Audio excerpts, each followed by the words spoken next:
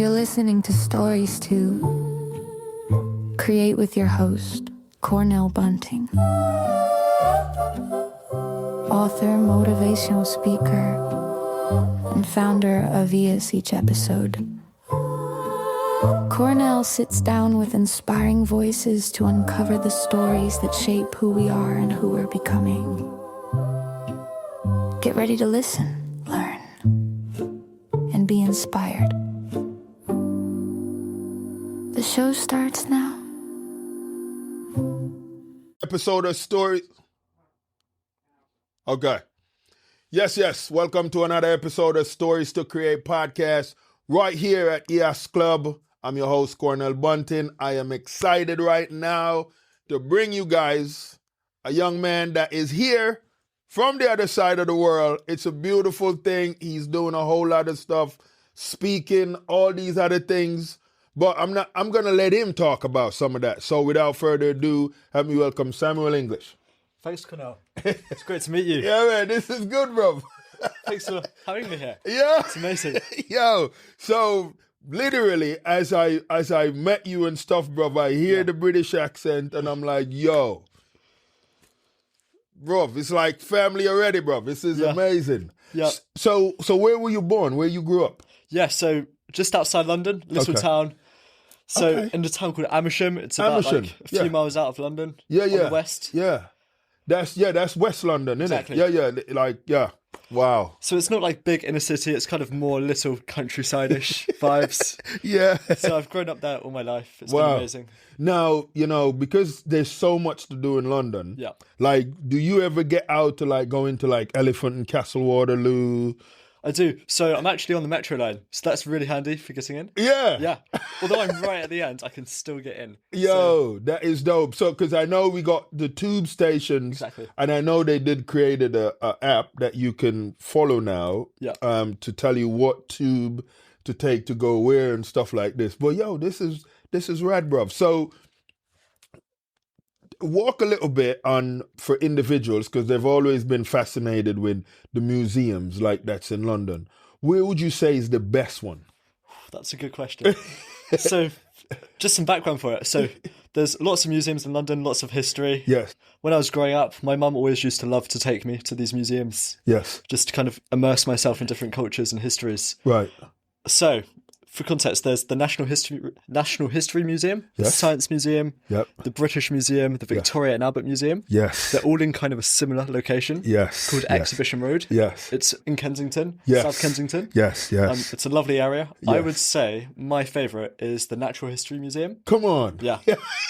You've got dinosaurs, you've got Right. different exhibits. Yes. You've got stuff to do with like earthquakes, tectonics, which is my sort of thing. Yeah. It's how I do geography. People would always say why people are so fascinated with Trafalgar. Yeah. And because you see people, they sleep on the steps there and all. What do you think one of the big reasons that started there? Like, It's a good question. I think people just like being in the city all the time. I mean, you can be out at 2 a.m. and there are still people out and it still feels relatively safe. Yeah. I mean, same at like midday. Yeah. Everyone's busy all the time, just hustling. So, people always ask, because here, our business part of America is Manhattan. Yeah. In London, there's this place called Canary Wharf. Have you been over there? I have a few times. I mean, I don't work there, so I'm not too familiar with it. Yeah. I know it's almost a bit of an exclusive bubble because, I mean, you've got all the banks and whatnot there. Right. But it looks like a great place. You've got all the big high-rise buildings. Yeah. It's great to visit. They've got great restaurants, a bit high-end. So, for the listeners, I know you got to get them a little bit of walk through, bruv. Like, what was school life like? Like starting school, like trying to understand what you wanted to do, where you want to fit in when it comes to what the culture looks like, the academics. Where did you feel like you could fit in once you got in, and like, what was that journey like? Yeah, of course. So I think some context on the British school system would be helpful, as it's a bit different here in America. Yes. So we've got preschool, which is like pre-kindergarten here in the UK. Yes. In the US, sorry. Then we've got like nursery, primary school. Nursery, yep. You're there up until age 11. Yes. And then after age 11, you're in the equivalent to high school, which we call secondary school in the UK. Yes. And there you take qualifications called GCSEs at 16. Right. And then after 16, you take qualifications called A-levels, which enable you to then go to college. Yeah. So just a bit about me. So I went to a state's school, which is like maintained by the state. It's not a private school. Right. So I went there for my whole education. Had some amazing teachers, amazing experiences. I loved it. I've met friends for life. Lovely. And that was in my town that I've lived in my whole life. Yeah. So I still have all my friends from there, which is amazing. That is amazing, man. Did you do music? See, this is one of the things I wish I was better at, music. I played guitar and piano up until about age 13. Uh-huh. And I kind of fell out of love with it a bit. Okay. Because it was all about getting to the next test, getting to the next grade, whereas I just loved playing. Yeah. So I fell out of love with it a bit. But since in the last few years, I've tried to get back into it. Right. Because I'm listening to music all the time. I want to be able to do that and say, oh yeah, I can play that too. Right. And because you're of this newer era, a lot of people, they're still fan of, the Beatles and like Elton John, like some of those old school guys. Was you ever fan of any of those music? I'm still a fan right now. That is lovely, man. I love them. I mean, I love the new guys too, but I like the retro stuff. Yeah. The Beatles, Elton John, amazing. Yeah. For a lot of people, because they've always got a little confused with the rap music here in America, and then the music that we do in England, so they've never quite understood what it is because of the way they're talking, but they're spitting. What could you tell them on that?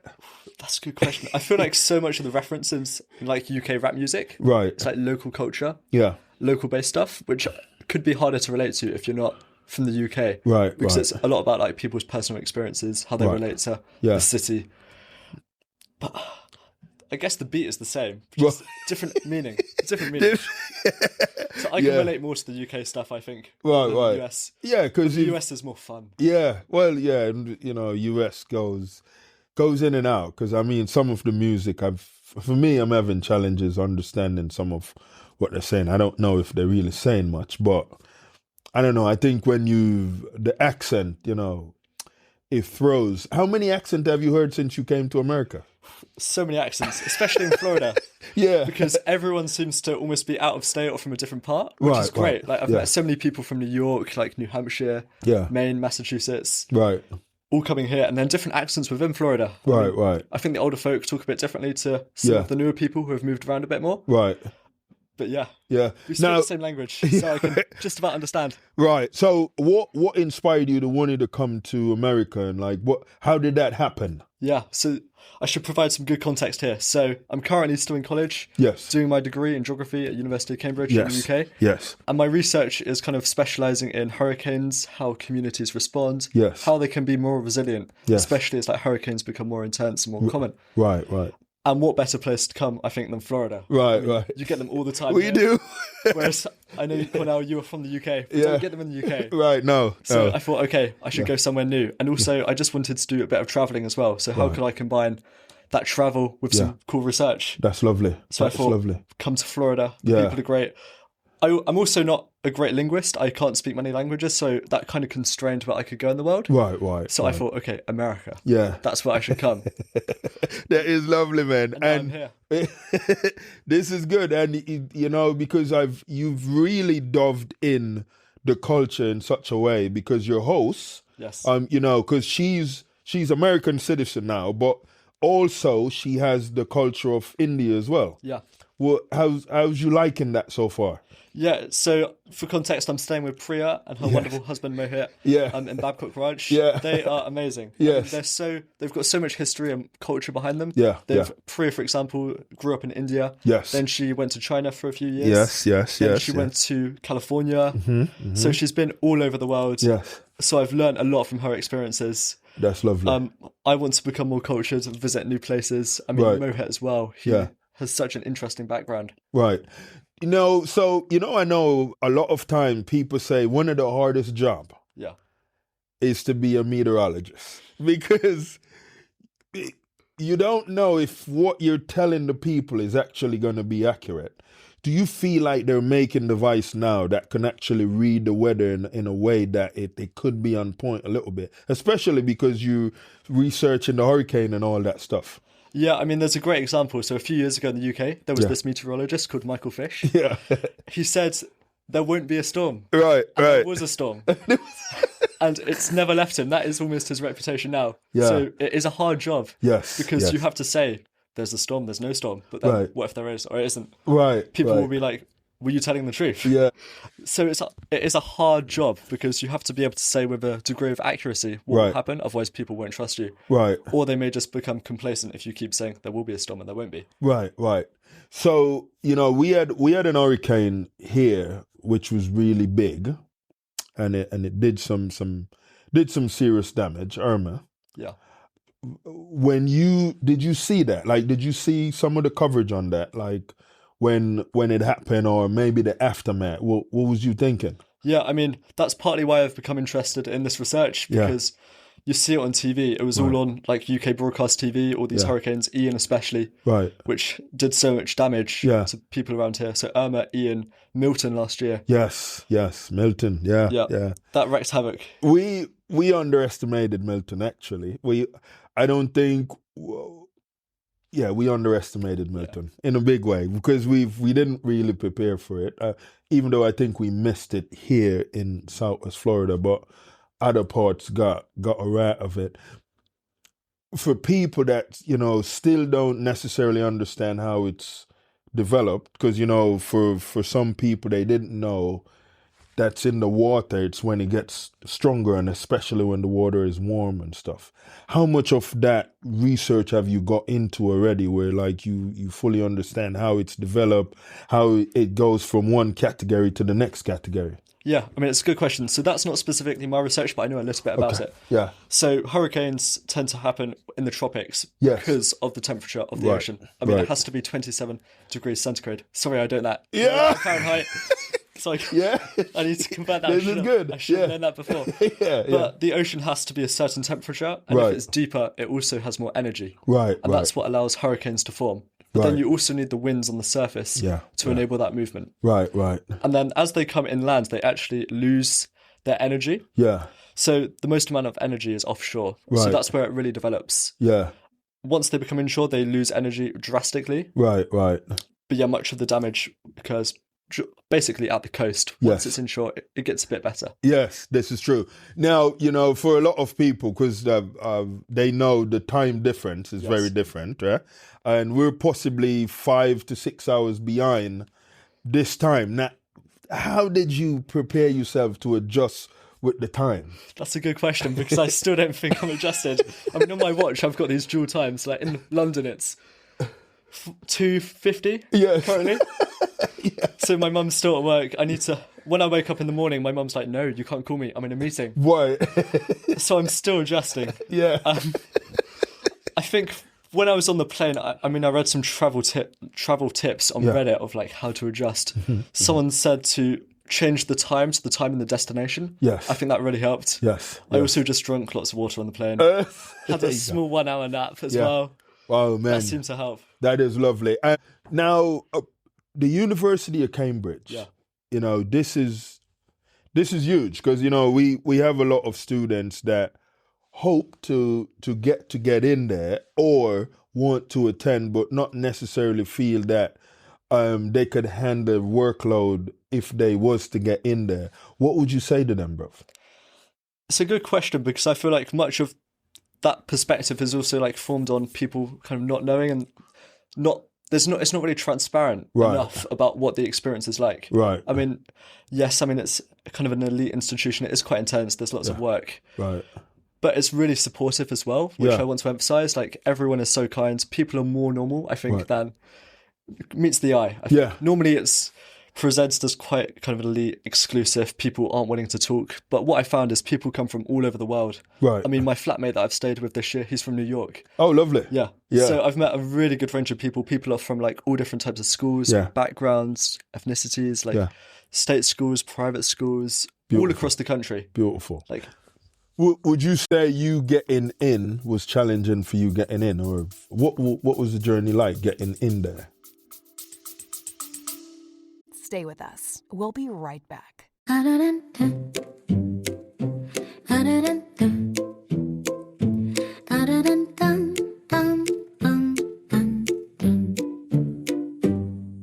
Every young person carries a story of hope, of struggle, of dreams waiting to rise. But in too many underserved communities, those stories go unheard. At ease, Inc. Everyone has a story. We believe every voice deserves a chance through mentorship, empowering programs and storytelling workshops. We help youth discover their purpose, strengthen their mindset, and build a future they can be proud of. From classrooms in Jamaica to communities across Southwest Florida, ES is changing lives, one story at a time. but we can't do it alone. Join us, become a mentor, volunteer, donate, help us fuel the next generation of leaders, creators, and change makers. Visit ahazink.org today, because when you help a young person share their story, you help them change their world.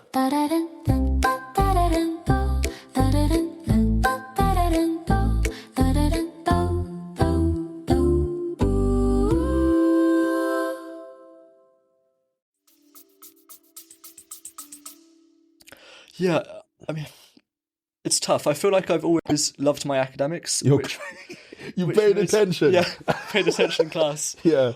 I mean, I've always kind of enjoyed tests. I know some people don't. Yeah. I feel like that helps. Yeah. I mean, I worked hard for it. I had a supportive family as well. I mean, I grew up in a relatively kind of wealthy area. That really helps. Yeah, yeah. I mean, my mum's a single parent, but like my dad helped bring me up. So I've had hurdles along the way. But people have just been so supportive. Teachers have been great. I wouldn't have been there without teachers. Yeah, beautiful. So I'm glad you touched that. So, for, individuals trying to understand a little bit of what that looked like. So mom kind of raised you for the most part, but dad was there as well. Yeah. I mean, I've still got a great relationship with my dad, but they separated when I was 12. Okay.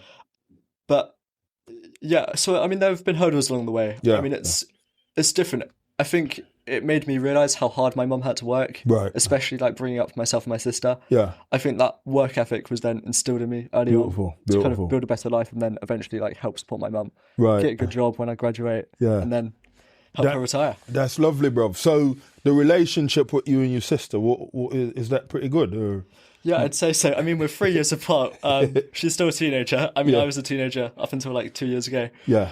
So, I mean, we squabbled, but that's kind of just teenager life. Yeah, there's, siblings do that, innit? We squabble a little bit, yeah. So for a lot of the youth now, because, a lot of youths now, they feel like we've been doing it wrong. Like the older generations, because they see us that we work for a very long time, then when we retire or we're supposed to retire, we don't have enough to retire on.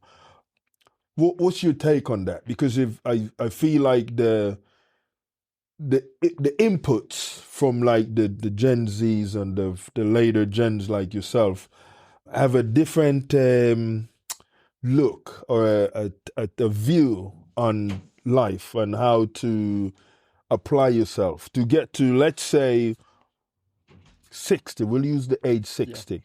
Yeah. What would you say to them like now, like your view on what that looked like? I mean, it's such a good question because, yeah, you're right. I mean, young people view that there's almost sometimes no future ahead of them. Right.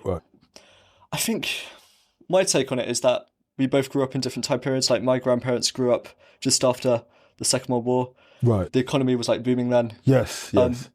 We're kind of in a lull with the economy at the moment, and also we've got all these other pressures like social media, AI. Yes. I think there's more uncertainty about what our future involves. Like, will our job exist because of AI? Yeah. We don't know. Right. And then social media as well. That's huge. That wasn't back when my grandparents were growing up. Right. So I think there are all those new pressures on young people. Man. you know, and some would say the music industry, and then of course the social media influencers do impact a lot of the decisions on the younger generation today. Would you agree on that? Yeah, of course, because I think younger people want role models in society. Right. So they look at these people they see on social media. They want to emulate their lifestyles because they may have like a good paying job or a cool life. Right. And they see, I want that too. Yeah. So I think that's huge in the way that maybe 50 years ago, people would have been more confident in their own abilities to do well. Whereas I think today we're always chasing the new thing because we can see online, oh yeah, my friend's doing this, my friend's doing that. Yeah. This influencer's doing some cool holiday abroad. Right. So I think that's huge. And the impact of celebrities and celebrity culture, especially with TV, social media, is massive in driving young people's behaviour. Man. Now, with a lot of the shows, because, you know, we have artists that say they get a crazier crowd, like when they come to especially certain parts in England and Europe as well. Have you ever experienced any of those shows? Like, have you ever gone to any of those shows? See, I'm not very good with shows. I enjoy it from TV back home. I don't know if you've heard of Glastonbury. Yeah, that's huge. Yes. So that's kind of the main one in the UK. We had that a few months ago. Right. The music's great. Yeah. You get like artists from the US. I think Dolly Parton was here a few years back. Yeah. Although I'm a music fan, I enjoy listening with headphones. Yeah. Like back at home. That's really good. I like that. I think then that's a safe way as well, because you don't have to get into all whatever ruckus is that's happening. Exactly. And people often go and they camp and like you just hear stories about the camping living and like how hard that is, and people's tents get flooded and muddy. Man. I'd kind of rather be on the clean sofa couch back at home. Yeah, and you know, so one of the things that, you know, and I got to get your take on this. People get fascinated with when a good guitarist can hit those strings. What is it that, you know, like you feel like that pull individuals to want to kind of embrace what that looks like, you know, when we're, let's say, all in a tone for a minute or whatever? Yeah. So is that like how individuals want to enjoy the music there? Yeah. Like, well, and I know you're very young for this one, but you've possibly have heard of it, like Woodstock. Yes. So you know how rad they were with Jimi Hendrix. Yeah. And I don't know if this era we've found a guitarist that is as good, or maybe do it as creative as he is. I know we might have two in England, I think. Yeah, I mean, I don't know if you've heard of Ed Sheeran. He's big in the UK. Yes. But I think though with Ed Sheeran, here's the thing for me, because his music got so big. Yes. I think it took away a little bit from him. Like we know that he can play the guitar and stuff like this as well.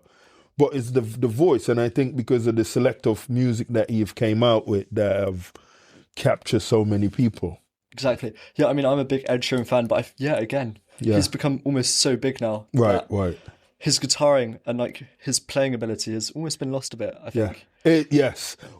But a lot of people, I don't think a lot of people knew that a lot of those guitars are him, innit? Yeah, people think it's a band behind him, but no, he's singing and playing guitar. Yeah. So talented. I mean, I could never. Yeah. But yeah, I think that has been lost a bit, and I think if people knew that that's the talent behind the person, right, that's great. Yeah. You know, so one time I was in Paddington. Yes. And it's a great place in London. It is, isn't it? Yeah, and Seal was in the station. But bro, it was the weirdest thing, because the way he was dressed, because he had a hoodie on, not a lot of people knew he was there, bro. Wow. Which artist would you think Ed Sheeran could disguise himself that no one could make him out in? I don't think so. He's so recognizable. I don't know if you've seen him, but he's got ginger hair. Right. He's got his glasses. I don't think you can miss him. We couldn't. Now, because we've really had some huge talent that have come out of the UK, and in the acting world, for a lot of individuals didn't know, a few of the individuals were from the UK until they hear them on an interview, because they learned the American accent. Mm. How long you think it would take you to learn the American accent where you could disguise the British accent? You know what, that's tough, because I'm told by all of my friends in the UK that I've got quite a British accent, like quite a London accent. So I think it would need extra time.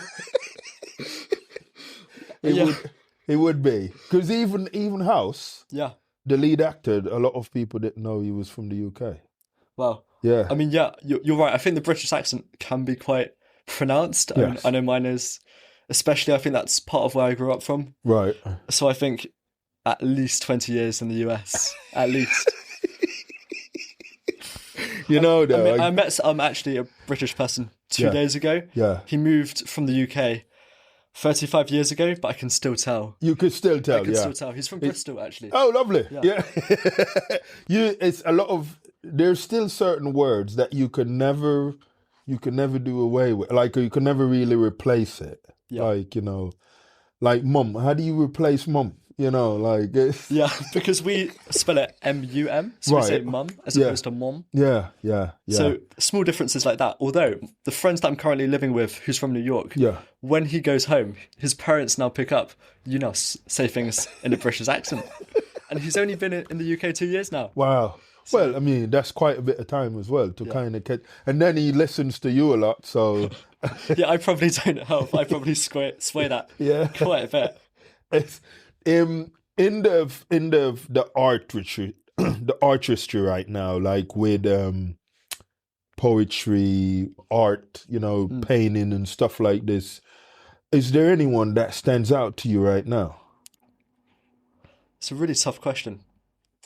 Would you say because you got older pieces that still stands out to today, like Picasso's huge name and stuff like this, but like an artist that you feel, because I know we have a few out of Birmingham. Yes.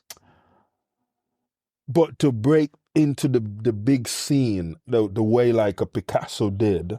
One has just come to mind because I actually saw this on social media the other day because he put up a new painting. Banksy. Yeah. Yeah. So for context, Banksy is a street artist who uses spray paint and stencils. Yes. But he uses his artwork to almost make quite a mark and like a societal impression. Right.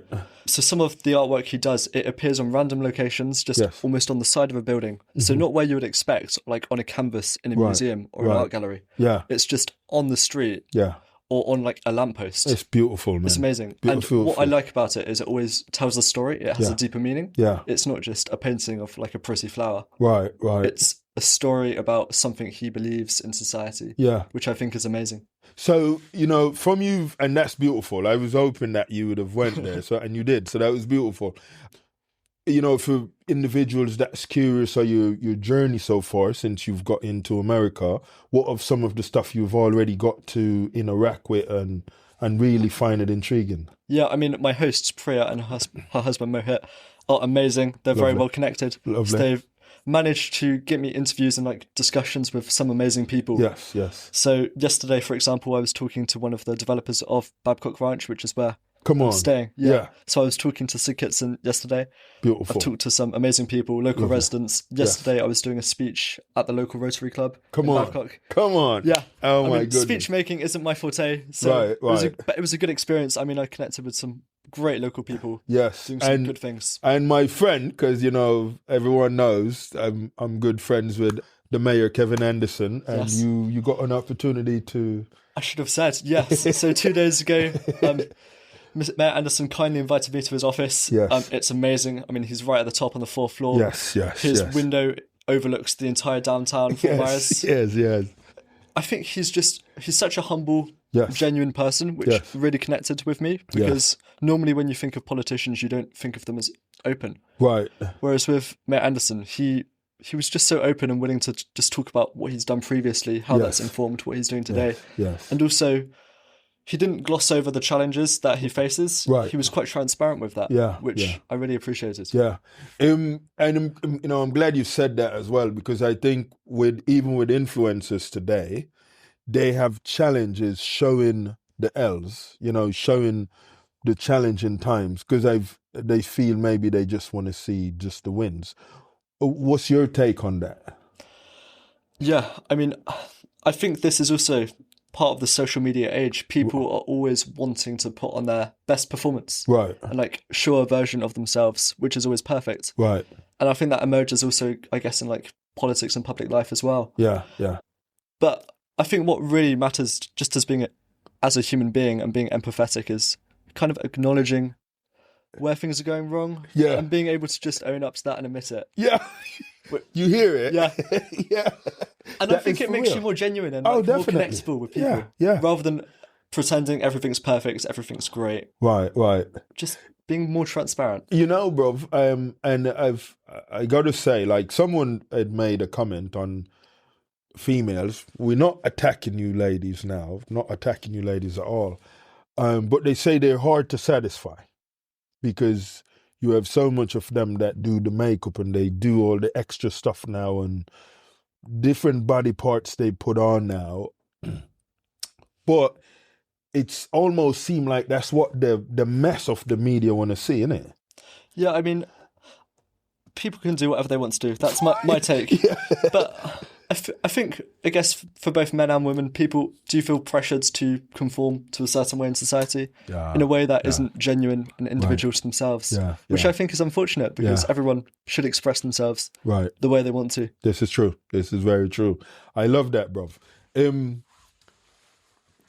You know, certain artists that are here that have made huge impact in England, and I'm gonna throw two of them at you, and you got to pick one. You can only pick one. Prince, Michael Jackson. The thing is, does Michael Jackson include when he was part of the Jackson 5? That's the question. Because if we put him a part of the Jackson 5, then possibly he's going to make it unfair for Prince, isn't it? Yeah, I love the Jackson 5. I didn't like his music as much as it got older. Okay. The Jackson 5 was amazing. You was loving that moment. Yeah. I love that music. I mean, it's so positive, upbeat. Yeah. I don't think you can beat it. This is true. This is very true. I know they play ABC up to today, innit? You know what? I was listening to that last night. Like, whenever I need a boost and, like, just a good feeling, I listen to the Jackson 5. Yeah. That's rad, bruv. Like, and I know people now are getting a little bit fascinated with what goes on in the UK, of like the different TV shows now, and I know some people are fascinated with the cooking and stuff like that.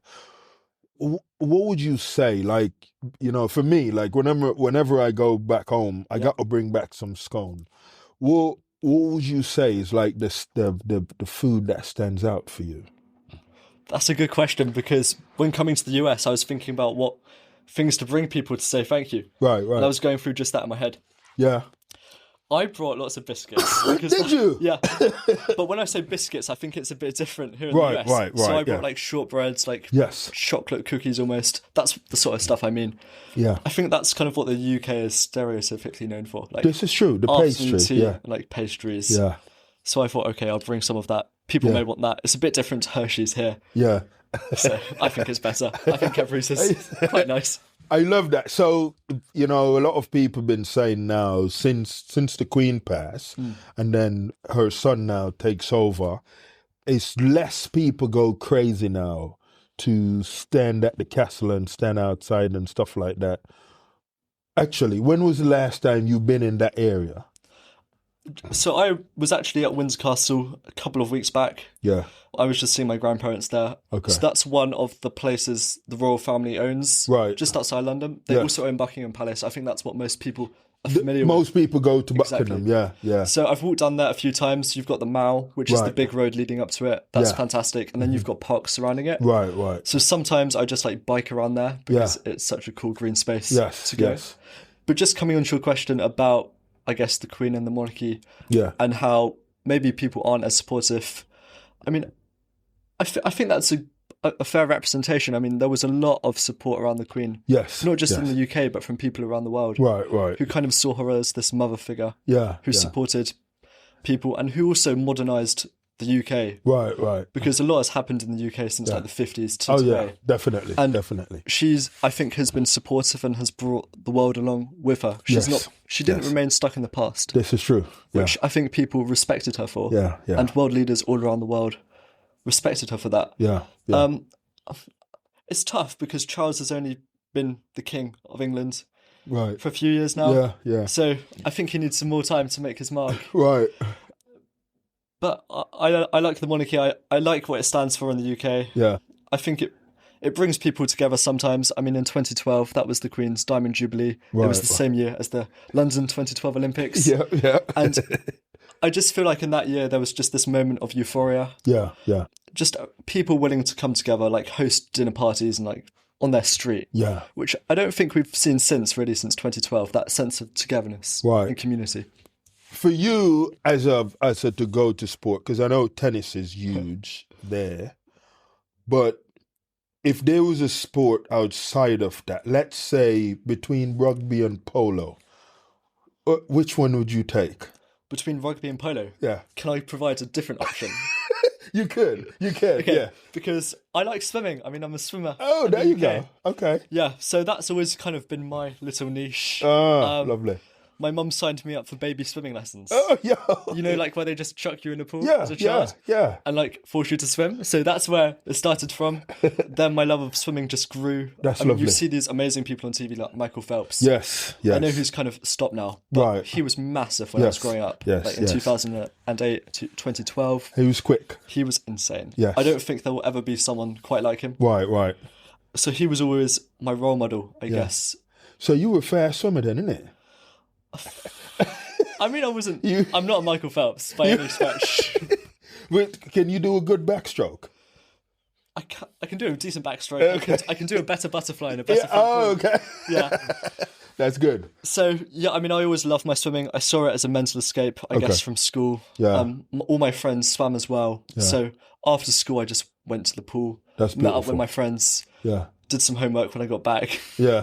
So, I just have always loved sport growing up. Lovely. I see it as a mental escape. Well, beautiful, just man. somewhere to connect with people who want to do the same. Right. So, a lot of people have always said that they've never understood why the weather's not beautiful for a long period of time when it gets cold. And what do you say on that? Because, obviously we have a lot of people that enjoy what that is and the environment and what that looks like. How do you deal with the seasons? In the UK specifically? Yes. Yeah, you're right. So for context, the UK weather is a bit different to Florida. Yes. In Florida, it's always, pretty hot compared to the UK. Right. It's normally sunny. It wasn't this morning on the drive in. Right. But yeah, in the UK, I think we have 4 more distinct seasons. Yes. So we have summer, winter, autumn, and spring. And spring, yeah. Kind of as opposed to the wet and dry seasons here. Right. And the temperature difference differs quite massively between summer and winter. Again, I only know centigrade, so that's not very helpful for people listening. Okay. They can translate them, yeah. But there could be like massive snowstorms in the winter compared to heat waves in the summer. Right. But I think one of the big differences compared to the US especially is we don't have air conditioning in the UK. Yeah. It's not commonplace. Right. I mean, it may be in an office or like in a cafe, like a Starbucks, but in people's homes, it's heaters. People don't have air conditioning. Right. So when it gets hot, it gets hot. Yeah. And you just kind of have to deal with the heat. Yeah. Whereas in winter, we do have heaters because it can get quite cold. Yes, it does. I think they're the main differences, I'd say, in the UK. You have to be ready for everything. You do. Which is why I feel like, I was walking around without an umbrella and people are like, why are you walking around without an umbrella? Because we're used to the UK. Right. You could be rained on at any time and you just, I guess, have to get on with it. You got to be ready, innit? Yeah. Outside of the UK and America, what other parts have you travelled to? Good question. I've tried to get more into travelling in recent years, kind of just find out more about different people and around the world. Last week, actually, it seems so far away now, I went to Italy with my friends. Lovely. To kind of the northern coast in a town called Genoa. And we travelled all around by train. Yeah. And met some people there. Wow. So I went to Italy with about 9 of my friends from home. They all actually swim. Yeah. And we just wanted to do a trip, spend some time together. Beautiful. Apart from Italy, I've been to some other countries in Europe, such as like Spain, France, Austria. One thing I do want to do is kind of just travel more outside Europe. Yeah. Travel outside of my comfort zone a bit. Right. I guess the benefit of being in Europe, being in the UK, is you're so near to Europe. Right. All of the flights are at least 3 hours max Yes. from London. Yes, yes. So it's quite easy to get to. Whereas, I mean, to get here today, it's 10 hours. Yeah. Yeah. So it's a long way. Right. And then the flights cost more. So then there's that added different cost. Yeah. Because you flew out Heathrow and did you fly into Miami? No, I actually flew into Tampa. Tampa? Yeah, okay. which is quite far from here. It's about 2 hours. Yeah. 2 hours north of where we are today. So, and it's crazy because my son just moved to Italy, Naples. Nice. Yeah. Not Naples, Florida. No. Naples, Italy. Quite different. Yeah, he's an engineer in the army. So, but we're going to be possibly going there to see him in October. So it's going to be pretty cool. That's amazing. Yeah, man. It won't be as hot because they've got a heat wave right now. Yes, they do have it. He told me this is a little bit of a heat now. So, but let me ask you, because, you still have quite a bit to go while you're here. Like, what else are you looking forward to seeing while you're here? Yeah, good question. So the last few days I've been here since Sunday. Yeah. My schedule has been packed out. Lovely. Just meeting lots of great people. Lovely. So tomorrow it's Saturday, Yes. if I remember. Yes. It's kind of a bit of a rest day with Lovely. the beach. I thought, whilst in Florida, I have to at least see the beach. Yes. So that's the plan for tomorrow, and then I'm back talking to more people. Beautiful. From Sunday onwards. So I'm here from Sunday to next Thursday. Yes. Then after Thursday, I'm just going to DC for 5 days just to be a tourist. Beautiful. So I don't know if Priya was going to surprise you, but there is some celebrities on Monday there's an event that you will be in attendance. And I won't tell you much. I won't tell you. You guys know.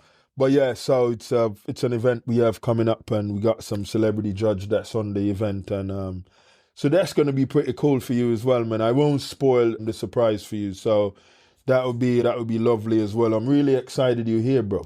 No, thanks for having me. Yeah, it's great. I'm looking forward to that event on Monday. Yes, I'm busy. Yeah, it's busy being here. You're a busy man. Now, for individual that love the social media space, is that a space that they can find you on? Yeah, so I'm on Instagram. Okay. Mainly. I mean, I'm not a prolific social media user. I try to moderate my use a bit. Yeah. But yeah, I use Instagram, use Facebook increasingly. Facebook's a big thing here. Okay, yes. So yeah. So do they just punch your name in and they find you? Yeah, I do. So my name's Samuel English. Yes. I mean, my friends call me Sam, but I think on social media it's still my long name. I should probably change that. Yeah, Samuel English. I mean, it's a funny surname, actually. People always pick up on it. Are you related to Johnny English? Right. Like in the actor. Yeah. No. Yeah. It's just a funny surname. What movie would you say is your all-time movie? That's that is a movie that I've watched more than 10 times. Such a good question. There are so many. I'm still a big Jurassic Park fan. Bro. Yeah. Yes. I mean, I wasn't going to say Harry Potter. I thought that would be too much of a giveaway. But Jurassic Park, they released a new one this year. Yeah. I went to see it the day it was released. Was it good? It was great. Because I haven't seen it yet. So, you have to. Man, no, I got to check it out. And did they bring back some of the old actors from 3? Yeah. So this is what I really like about Jurassic Park. They bring in the old actors again, and it's like, wow, you're back. That's beautiful. Some people would say one of the movie that have came out and have really created a army of people around it is the Star Wars. Yes. How crazy can you say the people get in the UK, like especially for the costumes and stuff? Yeah, I mean, still in my house, I think I've got a lightsaber somewhere from when I was younger. Like you have friends over and you've got these lightsabers and you're like doing cushion wars on the sofa, building a fort, and then you've got a lightsaber. Yeah. It's quite big, especially when I was growing up. I mean, I was born in 2004. Right. It was still big then. Yeah, they were still releasing their movies. Huge. So I kind of grew up with it. Yeah. And then it's interesting because you don't watch the movies in the order they were released. Right. So it can get a bit confusing sometimes, but I love it. Yeah. Love it, man. For you, because we're in the closing session of the show, message to youths that possibly want to explore diversity, want to explore the possibility of going to another country to go to school, what would you say to them? I'd say go for it. Yeah. I mean, since being here, I've just experienced so many different types of people. I think one thing I've noticed in the US is people are like far more confident in what they say, which I need to work on. I mean, I may be a bit quiet in this podcast, so you may need to artificially like higher my voice. Yeah. But I would say go for it. Yeah. You just meet so many different types of people in the way that if you just stay almost in your like same community or like same country your entire life, you don't get those opportunities. So if you do have the opportunity, go for it. You've got nothing to lose. Be bold. Be bold. Yeah. I love that, man. Listen, guys, you guys got a beautiful surprise tale today. You guys are welcome. Samuel, man, thank you for being on the show today. This was lovely. There you guys have it. Until our next episode where we have another decorative guest, like my guest here, Samuel English. And you guys can check him out on social media platform as well. I bet you guys didn't know a few things you've learned today, so you guys are welcome about that. And bruv, I know you're going to be finding out a few things about the hurricane stuff and all that. It's going to be fun. That's the plan. This is good. Thanks for having me. Yeah, man, definitely. Beautiful. This was good. Thanks for tuning in and downloading this episode of Stories to Create. We appreciate you being part of this growing community of storytellers and listeners. If today's conversation inspired you, please share the show with friends, family, or anyone who could use a little motivation in their journey. A special thank you to our sponsors, EHAS Organization, Cornell Bunting LLC, and Nostril Cheese Chase for supporting the mission and making this podcast possible.